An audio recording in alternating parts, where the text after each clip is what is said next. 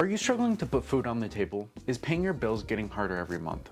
Well, I hope you understand that who you vote for and what you vote for can really affect millions of lives. In August, us Michiganders will be voting for our next senator. The candidates are Mike Rogers, Abdul El-Sayed, and Haley Stevens.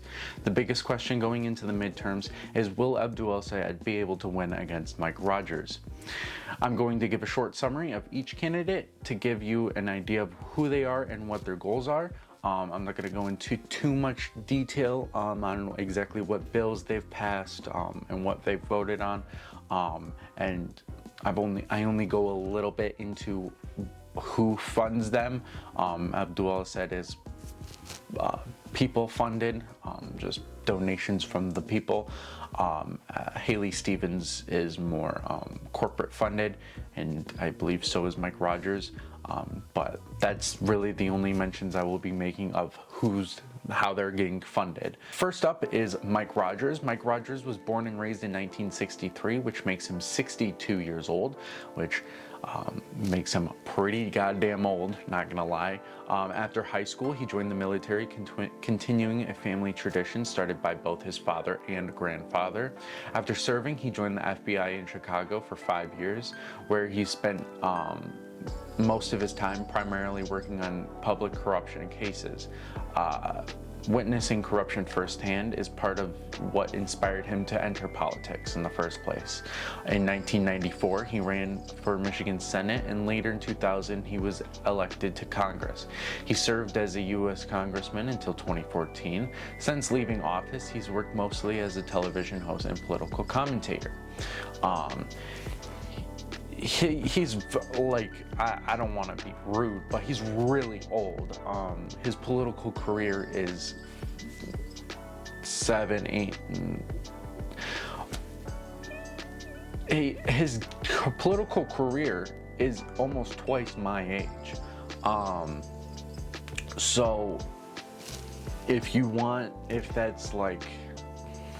if that shows experience to you, I guess that's your betting, but I feel like that shows that he's been in the game for a long time and hasn't done much. Abdul El-Sayed is a physician and public health expert born and raised in the south part of Michigan. He is the son of an Egyptian immigrant and went through public schools. He later attended the University of Michigan, where he graduated with top honors and even played lacrosse. From there, he earned a medical degree from Columbia University and a PhD from Oxford as a Rhodes Scholar.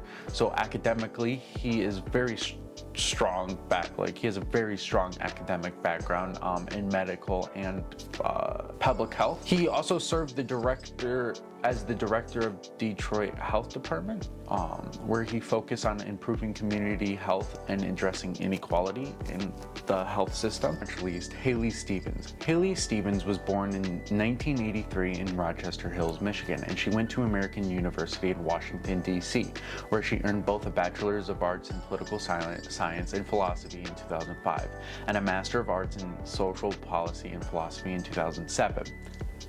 Her degree is the same age as me, by the way.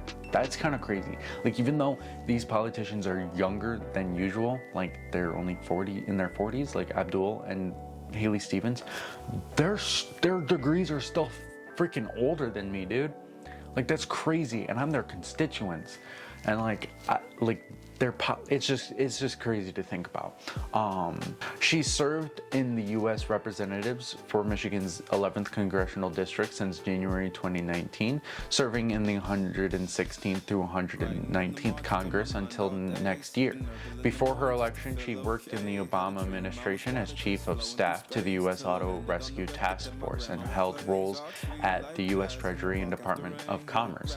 She served as Chief of Staff to the U.S. Auto Rescue Task Force and the federal initiative that helped save General Motors, Chrysler, and over 200 Michiganders' jobs during the Great Recession. Her first bill signed into law was the Building Blocks of STEM Act, expanding opportunities for girls and students of color in science, technology, engineering, and math STEM, cementing her focus on equality and education and innovation. Now that we know who they are, let's get into what their goals are and policies. Mike Rogers has his focus on bringing jobs back to Michigan, fixing housing costs, and being tough on crime. His main solution to the housing crisis is expanding the 529 savings accounts to the first-time home buyers.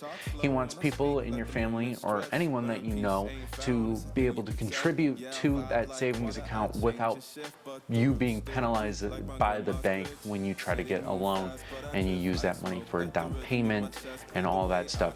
When you go to the bank, I'm 19, I've never applied for a loan even. But what I've been told is that when you go to the bank and you have a bunch of other people's money, like if you borrowed a bunch of money from your grandma or someone and they gave you a couple grand, then the bank would penalize you for it not being your own money, which I think is unfair, which I agree with him on that. He wants to cut back on eco-friendly power grid methods like solar and wind farms, saying that they raise energy prices for everyday consumers. I will note that he says nothing about how data centers will affect the power grid and the environment around us.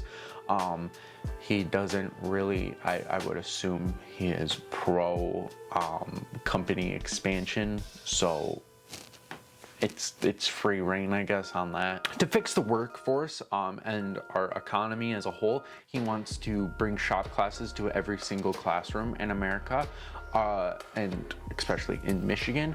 And he also is more focused on Michigan competing with China than the US as a whole as competing with China, because he would rather Michigan take the manufacturing jobs from other states than in China than the US as a whole, which I don't know, selfishly as a Michigander, I want our industrial industry to be the best, because that means our economy would be the best in the nation. So of course I want that. So he prioritizes our economy over the rest of the nation. Kinda. Mike Rogers also believes in strong border enforcement, meaning funding ICE, and he also wants strong foreign policy overseas, meaning doing whatever, basically the fuck you want. He has been endorsed by the president, but it doesn't seem that it really benefits him that much. His campaign hasn't seemed to do that much. As I mentioned, Haley Stevens is in an office already and has done a couple of things. As I mentioned, Haley Stevens is in office already and has done a couple of things with her seat, but I would call her a do-nothing Democrat for the most part. Her goals are to strengthen manufacturing by leveraging her past experience in the U.S. Auto Rescue Task Force, and she wants to create clean energy and technology manufacturing jobs while reducing the U.S. economy reliance on China. Fighting inflation by reining in utility rate hikes, addressing housing affordability, and lowering costs of groceries and healthcare. Not much of a plan though. She wants to defend Medicare and Social Security against cuts to ensure seniors and workers receive the retirement benefits they paid into. She has worked on expanding STEM education and apprenticeships programs to prepare Michiganders for modern, high-paying jobs. I do have to mention that she has a weird obsession with Israel and has been funded millions of dollars by AIPAC and by other related organizations, and has been funded, I think, 12-1 to Abdul Sayed. So, which is very strange. Usually you might have a 3-1, but you usually don't have a 12-1. That means every single dollar that goes to Abdul's campaign, 12 go to Haley Stevens. So it's just a little weird. And I don't know the ratio on Abdul and Mike Rogers, but I would assume it's also up there. Getting over the weird obsession over Israel and whatever. Abdul Sayed, one of the biggest parts of his platform is healthcare. He supports a medical care for all system, meaning universal healthcare for all Americans, while still allowing people to keep their supplemental insurance if they want to. He also opposes large hospital mergers, arguing they reduce competition and patient choice. And one of his more unique actions, he helped eliminate hundreds of millions of dollars worth of medical debt to Michiganders in Wayne County when he was the director of health. He bought medical debt, pennies to the dollar, and then just canceled it. It did cost hundreds of thousands of dollars, but with a balanced budget, that's the shit you can do. And that's what it seems that DSA members can do. They can balance a fucking budget. He supports unions, higher wages, and the idea that one full-time job should be enough to support a family. He also focuses on the future of work, especially AI. He believes that artificial intelligence should be regulated so it benefits workers instead of replacing them. On education, he supports making pathways like college or skilled trades tuition free or debt free. The idea is that everyone should have access to the training they need without being buried in debt. He tends to prioritize improving life in the US over foreign military involvement like funding Israel. He doesn't like seeing little brown kids being blown up for no reason or to secure oil.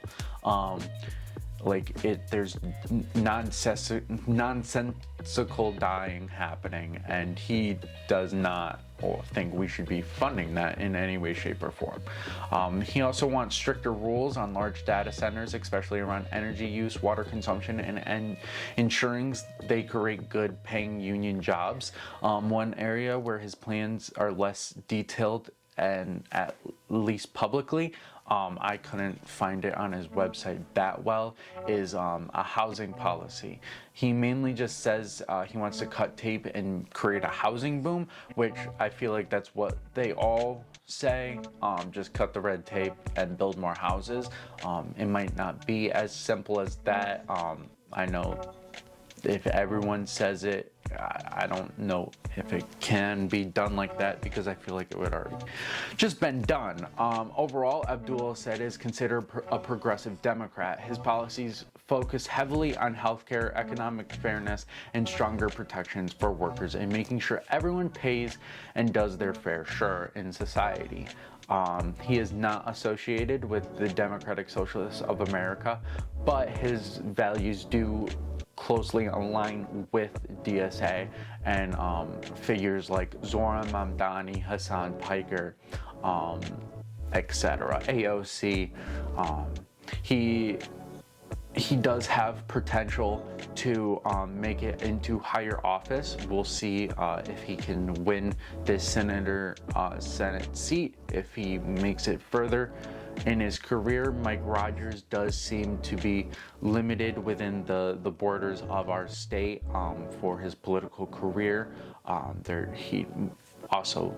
don't feel like he needs to be more ambitious politically. He is getting older. He's never getting younger. So, and I in my own opinion, and as it immediately becomes not journalism when I give my opinion, but I feel like we need younger blood in the congressional pool and in Senate. There's no reason to have elderly people dying constantly. Like in just this month of July, like 3 congressmen have died, like, and just dropped dead, or just this in the past 2 years, them just going missing for 6 months. Like, how do we have that? Like, I couldn't leave my job for 6 months, just no word of what was going on. Like, that just couldn't happen. So I'm hoping that getting some millennials up in there will fix this, fix our economy, fix our society, and I'm hoping whatever you do with your vote, you kind of do your own research. Of course, I have my own biases. I wrote every single word that I said in this video. Well, I didn't write.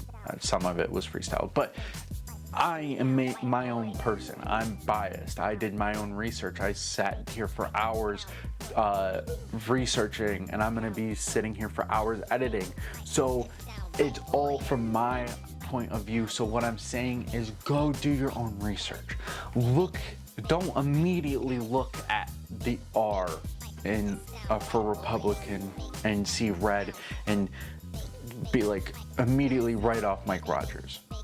Look at his policies, read his policies, really look at what he believes in, and form your opinion. Look at Abdul El-Sayed. Look at his policies. Don't just look at his name and be like, oh, that's a Muslim. I don't like, whatever. Like, don't be a fucking weirdo. Like, actually judge someone on their policies and their and not their name or their skin tone. That's weird.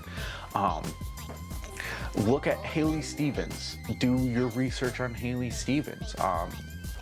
Look at who they're funded by, because that tells you who they're funded by. Someone's funded by. That tells you what they're gonna do. If they're funded by 100% of the people, then there's no one that they have to respond to other than the people. Because what are they gonna have?